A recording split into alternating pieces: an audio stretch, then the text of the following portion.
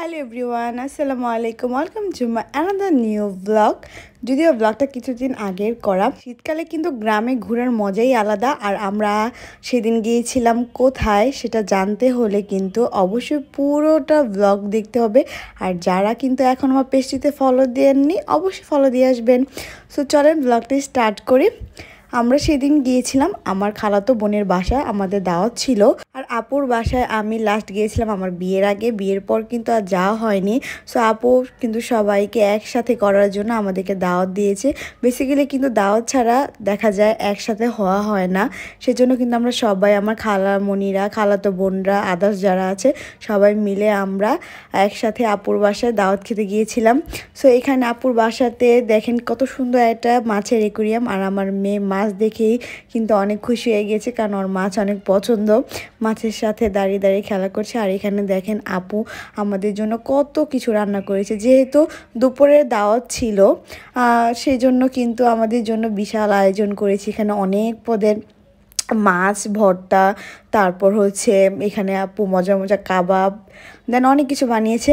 দেন তারপর আমরা খাওয়া দাওয়া করে এখন কিন্তু বিকালবেলাতে এই তো দেখেন আমার ছোট বোন তারপর ভাগ্নিরা সবাই মিলে ব্যাডমিন্টন খেলছিল। আর গ্রামের পরিবেশ কিন্তু এগুলাই ভালো লাগে। আর শহরের কর্মব্যস্ততা কোলাহল থেকে কিন্তু বেরিয়ে মাঝে মাঝে এরকম গ্রামে এনজয় করলে কিন্তু অনেক ভালো লাগে, মাইন্ডটাও ফ্রেশ হয়ে যায়।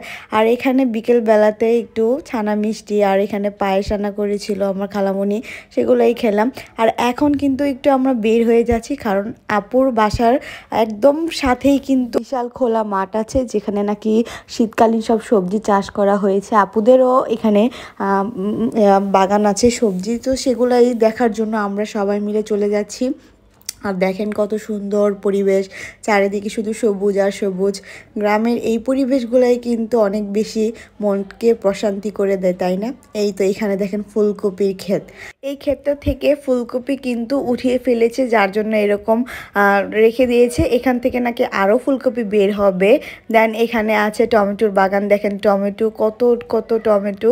আর এখানে টমেটোগুলো কিন্তু পাকা ছিল না, একদম কাঁচা ছিল। সো এখন টমেটোর পাশে কিন্তু আছে খুব সুন্দর সরিষা ফুল। এটা হচ্ছে বেসিক্যালি সাদা যে সরিষা সেটার বাগান।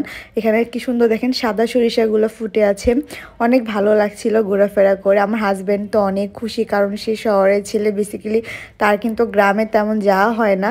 সো সে হিসেবে কিন্তু সে গ্রামে এসে কিন্তু অনেক বেশি এনজয় করেছে, তার কাছে অনেক ভালো লেগেছে।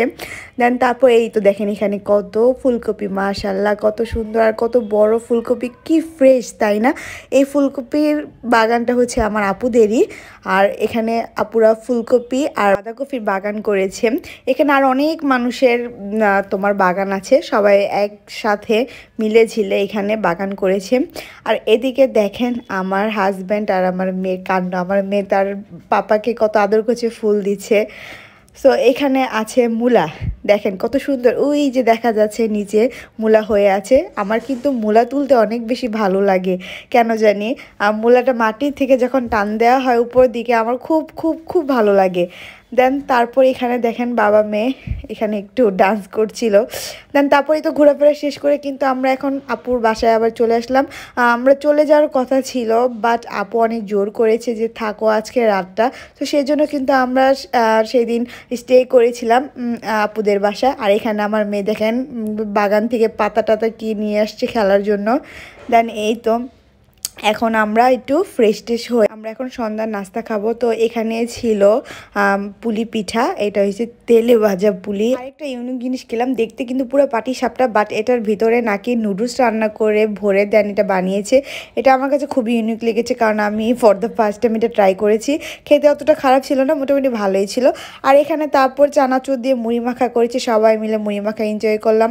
সো এই তো ছিল আমার আজকের ব্লগটি। কেমন লেগেছে অবশ্যই কমেন্ট করে জানাবেন। আর যদি ভালো লেগে থাকে লাইক কমেন্ট শেয়ার করতে কিন্তু একদমই ভুলবেন না। আর এরকম আরও সুন্দর সুন্দর রেসিপি দেন এরকম আদার্স ব্লগ পেতে কিন্তু আমার পেজটিতে ফলো দিয়ে রাখবেন। আজকের মতো এই পর্যন্ত, আল্লাহ হাফেজ।